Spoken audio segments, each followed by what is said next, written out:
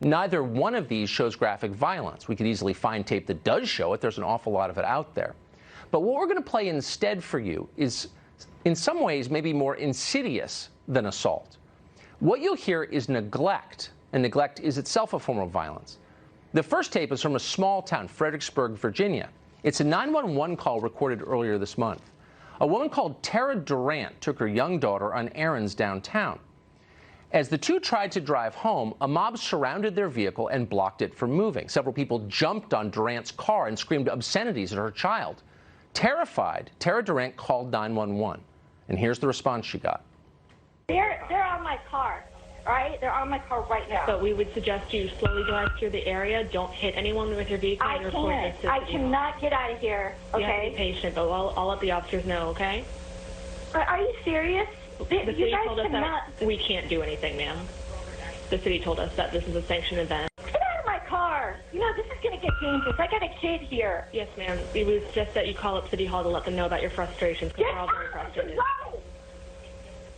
This is getting scary. Oh, they're on my car. They're on my car.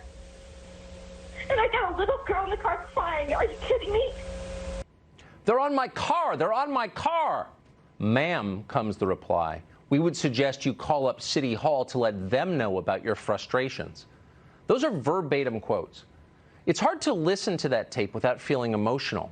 A woman and her child were terrorized by a violent mob, and then they were intentionally abandoned by the state that has promised to protect them. It was the ultimate betrayal of citizenship. You should know that the mayor of Fredericksburg, Virginia, a woman called Mary Catherine Greenlaw, later apologized. But Greenlaw did not apologize to Tara Durant or her young daughter. The mayor apologized to the mob. Police had tried to disperse them while they were rioting. Quote, "I am personally sorry," Mayor Greenlaw slobbered. "I want to apologize to those who went through this fearful experience." Again, to be crystal clear, Mayor Greenlaw said that to the rioters, not to the citizens she had cruelly abandoned. All of that happened in a little town of 25,000 people. It's happening in so many American towns right now. Here's what's happening in our cities. This is recent video from New York. You'll be forgiven if you don't recognize it. It looks like a foreign country. As you watch, notice how the police respond.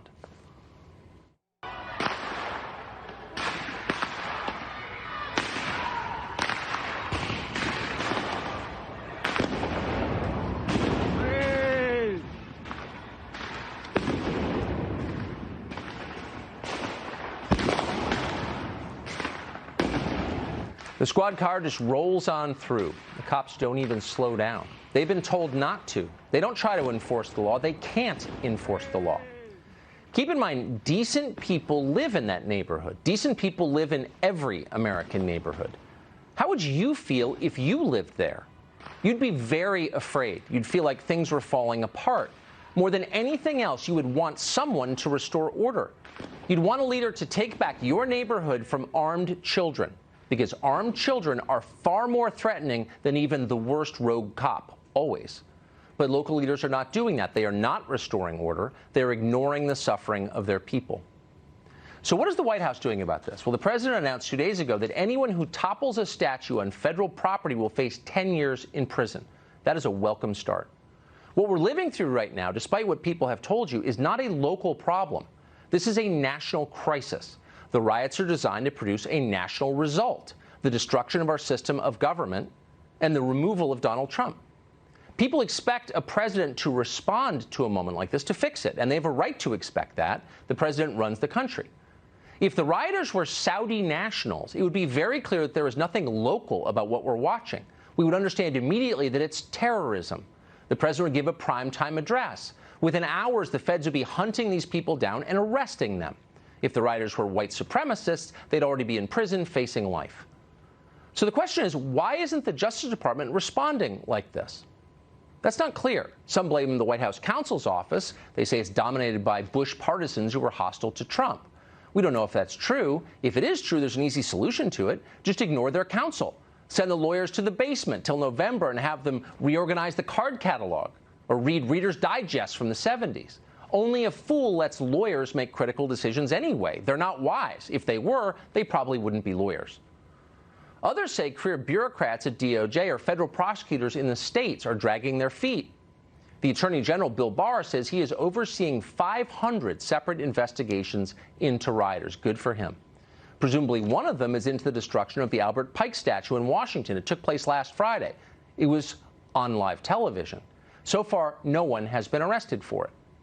It would change the course of this country's future if the Justice Department rounded up the leaders of Antifa tomorrow, along with every single person caught on camera torching a building, destroying a monument, defacing a church, and put them all in shackles, and then frog marched them in front of cameras like MS-13 and called them what they actually are: domestic terrorists. Not protesters, not civil rights activists, not CNN contributors, but domestic terrorists. That would be their new government-approved title. Once they're charged, it's official, in fact. They are literally, as a factual matter, accused terrorists. And that would change minds right away. The people destroying this country are criminals. Few are brave enough to call them that, so naturally their popularity grows. Everyone supports protesters. This is America. We believe in protest. But watch what happens when you start calling them what they really are. Most people don't like terrorists. Terrorists will never be popular, even among Democratic voters. So charge them for the crimes they've committed and call them what they are. Right now, the opposite is happening. The terrorists are more popular than the President of the United States. And not just more popular than Donald Trump personally, but more popular than the system he represents and administers. And it's obvious why. Our system is weak. It refuses to defend itself. Mayors let new countries sprout in the middle of their cities. Our leaders act like laws are irrelevant. Everyone watches this happen. It's a potentially fatal problem. Weak institutions die. Citizens develop contempt for them, and then they get overthrown. The same is true, by the way, for heads of state. When you refuse to fight for the system you run, you're done. Spend an hour on Google and see if you can find a single leader in the history of the world who stayed in power after failing to quell a rebellion. You can't. The saddest part of all of this is that our system is very much worth saving. It administers justice more fairly than any system in the world.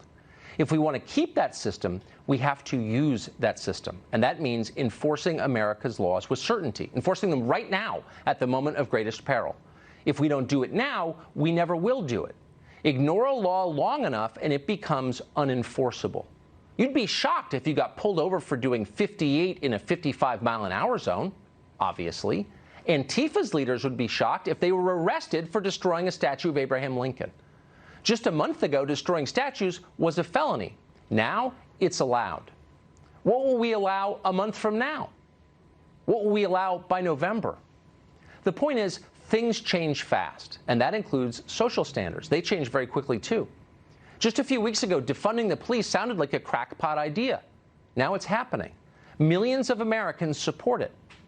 Many Republican office holders haven't thought very deeply about why this is. Even now, you'll see them grin at the latest insanity from the left. Can you believe this? They've gone too far this time, they'll say. There's going to be a backlash. Really? When exactly will that backlash arrive? Because the opposite seems to be happening. What seemed awful the other day is normal now. It turns out that if you don't bother to explain precisely why certain ideas are bad, if you don't vigorously defend your own worldview, then you lose. Bad ideas spread. They quickly congeal into conventional wisdom, and then you're done. This is especially true right now when everything in American life is up for grabs. The lockdowns shuffled the deck completely. 4 months ago, you'd assumed you were going to spend the next 20 years going into an office somewhere. Now you're working from your couch. You're starting to consider maybe moving to Bozeman. And why wouldn't you? And while we're at it, what else should we do differently? Normal people are starting to think like this. Once big things start changing, they tend to change more quickly than we expect. All of this means this is precisely the time, right now, tonight, to defend the institutions that we desperately need to keep in this country. Those institutions include the nuclear family, our freedom of speech, small independent businesses, absolute colorblindness under the law, the noble tradition of nonviolent protest. Those are the things that make us proud to be Americans. Those are the things that make America a place worth living in. We need to defend these things with everything we have. All of us must defend them, including the president. That is his hope of re-election. For the rest of us, It's our only hope as a country. Our great senators. Hi, Chuck. He used to love me when I was a Democrat, you know.